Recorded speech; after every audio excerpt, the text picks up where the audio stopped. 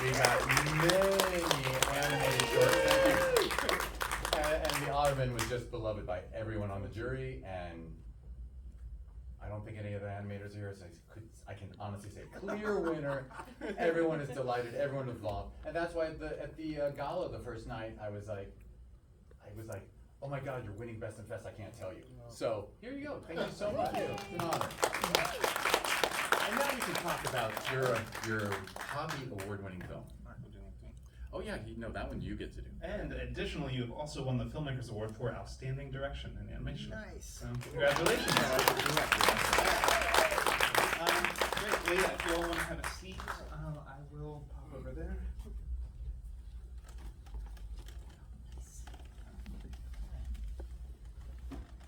Cool, so why don't we start by, well, first off, it's an incredible film. It's beautiful, it's so moving. It does what I love in animation, which is takes us to a world we've never seen and feels deep and lived in. It's very exciting, so I'm excited to talk about it. Why don't we go down the row and everybody can introduce themselves and say what you did on the film and how you got involved.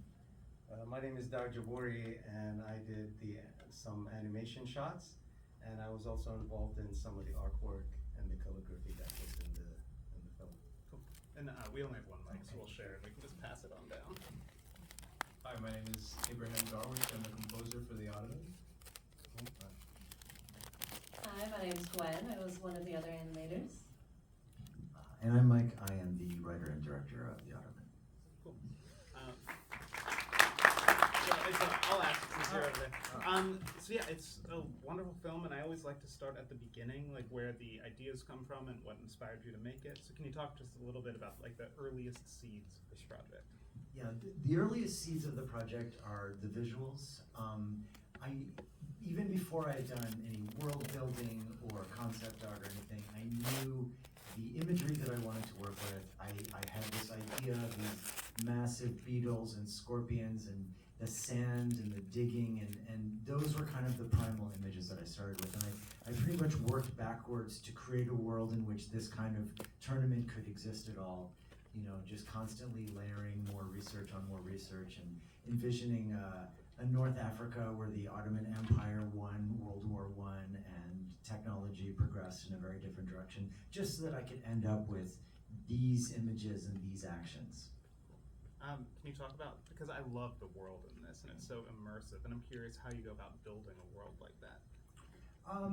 You sort of ask yourself, what would have to exist, what would have to happen in order to get where you want to end up. So, you know, if you're working with scarab beetles and scorpions, where's the best place in the world to set your film? Maybe somewhere around Egypt or Morocco, and we ended up picking Tunisia specifically. It has kind of a role to play in the original Ottoman Empire. And then we decided, like, why would Tunisia be like a hot spot? Why would Tunisia be a place where these kinds of tournaments take place? And we sort of started rewriting history and come up with this, I guess you'd call it diesel punk aesthetic of these machines, but combined with this sort of old world North African architecture and costuming, and it's all in service of working backwards from where you want to end up. And then the look of the film, of course, is like another innovative film from yesterday, strongly inspired by the works of Mobius, you can probably tell. But just all of that kind of 1970s French heavy metal comic aesthetic, which itself is heavily influenced by Art Nouveau, has very distinctive black tune lines with incredibly detailed backgrounds. And so once you figure out, like, well, if we're gonna do this, then what do we have, like, what kinds of backgrounds do we have to build? And then how do all the things need to look in the background in order to feel like the kind of comic that is inspiring the look and the vibe of the film. And so you're always saying, well, if we want to end up here, what has to happen first? And you just keep going one step back, one step back, one step back until you've just built out an entire world. Very cool.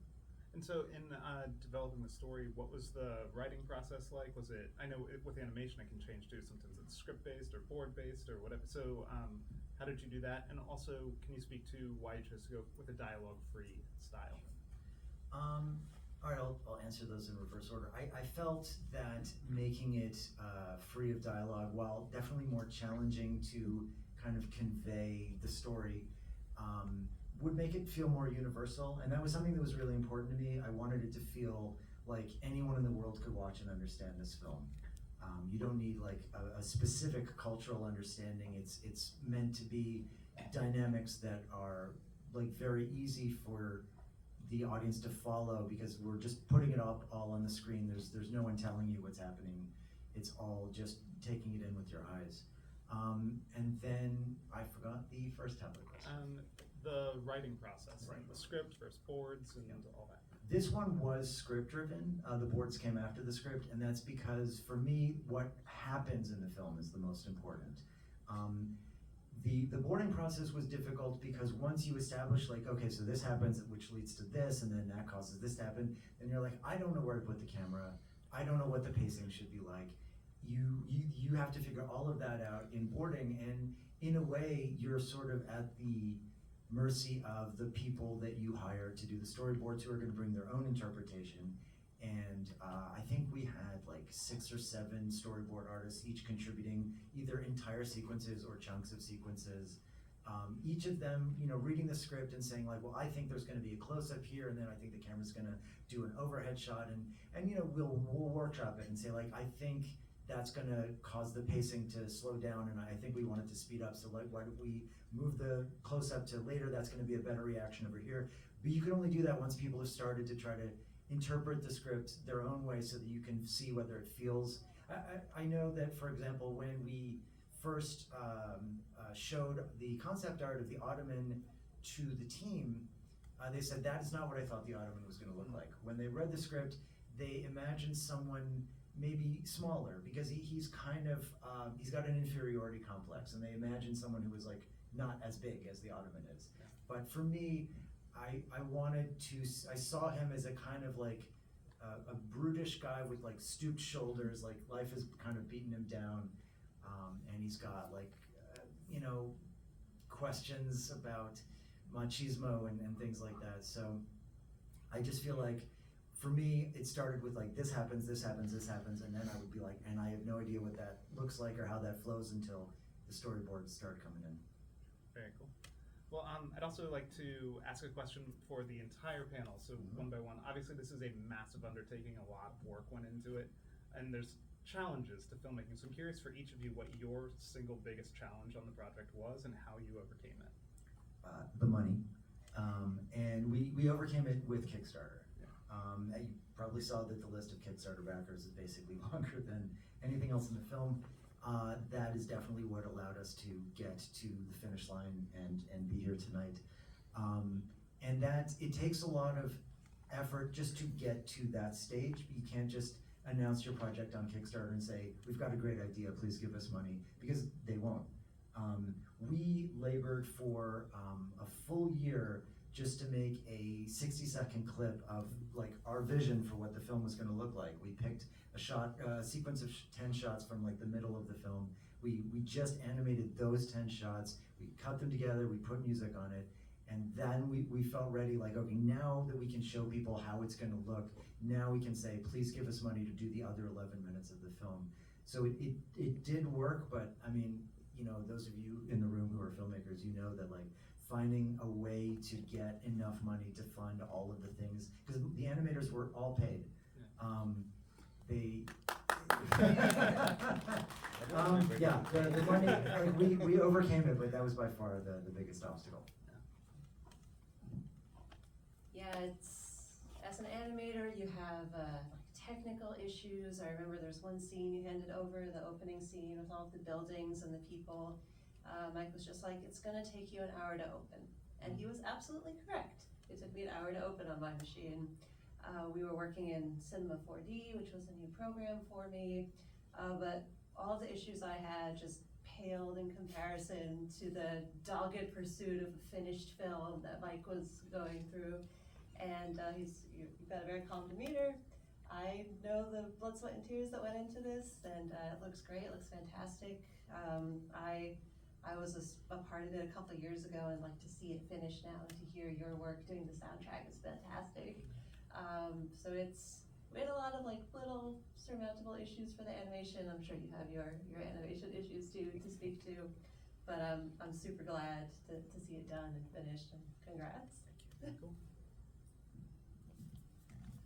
I guess for the music side of things, me and Mike wanted to go for a mix of cultures, because this is a, fictional universe essentially. So we grabbed elements from North Africa, the Middle East, what we think the Ottoman Empire would essentially be getting into around that time, and we just had fun with it essentially. That's not without its setbacks. Of course, we spent a lot of time on certain shots just trying to nail in what we wanted. I think as you can tell from the movie, the African percussion was like the foreground for everything. So we made our way up essentially, and from there we started to slowly but surely come to a conclusion on the universal tone, and from there on, towards the end of the film, we started adding Duduk flutes, which I absolutely love, and any chance I get, I want to use it. And then pitch bending strings, just trying to envision what the artists of that time would be creating, and that was a lot of fun for us. Very cool. My story with the film goes back a long way, and it was when, by chance, I was looking. We had message boards. As you know, the animation industry is very small and very tight. So on some of the concept work I was looking at, and I saw one beautiful artwork and everything, but then I saw some of the writing that was the calligraphy that was done. It was just random letters from Arabic that was just put there. So I thought that sounds like another Hollywood movie to where they overlook the significance of a culture or a language. So I contacted Mike. I said, that is just gibberish. And he jumped on it. He goes, oh, I'm glad that you're here because we need somebody who can, actually do the work. And he even sent me more concept work, which was beautiful, but the words didn't really convey the language and the history of my culture.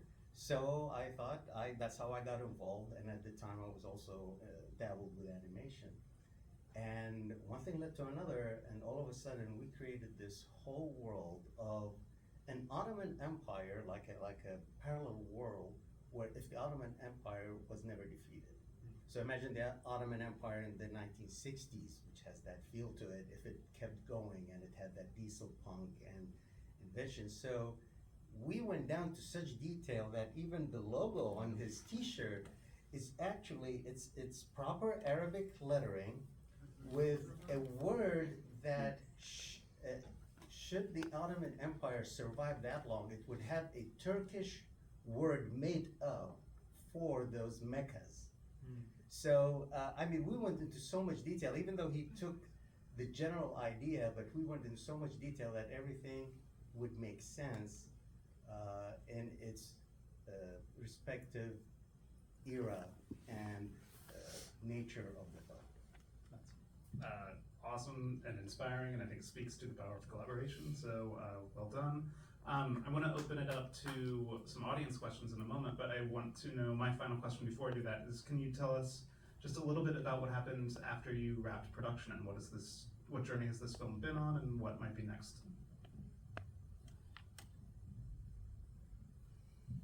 All right. Well, so I'm at the end of a year-long festival run. This is like the second last festival, but in a way, this is maybe the best because I get to see not my whole team. This was a very international team. One of our animators was based in New Zealand. We've got a lot of animators based in Canada, but this is more of my team than I've ever had in one place. The whole film was made remotely. I never saw anyone in person until today.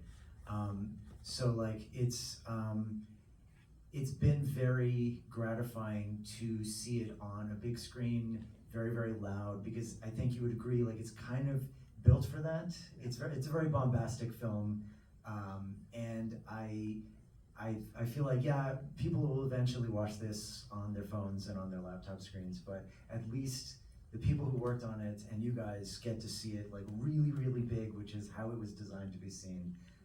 So I'm grateful for that. I've also taken some of the ideas that I would love to use in a feature film adaptation of this and have started adapting that story as a webcomic. And that's ongoing. We're like maybe 2/3 of the way through the story. So if you go to the website for the Ottoman, which is the-ottoman.com, one of the pages will link you to the webcomic where you can just read a long form story of these characters in this world, but using ideas that I would like to adapt into a feature film should Netflix ever give me, $100 million. Very cool. Well, do we have any questions from the audience? Anybody? All right, well, that's about all the time we have anyway, so well done. It's such a good movie. Thank you so much.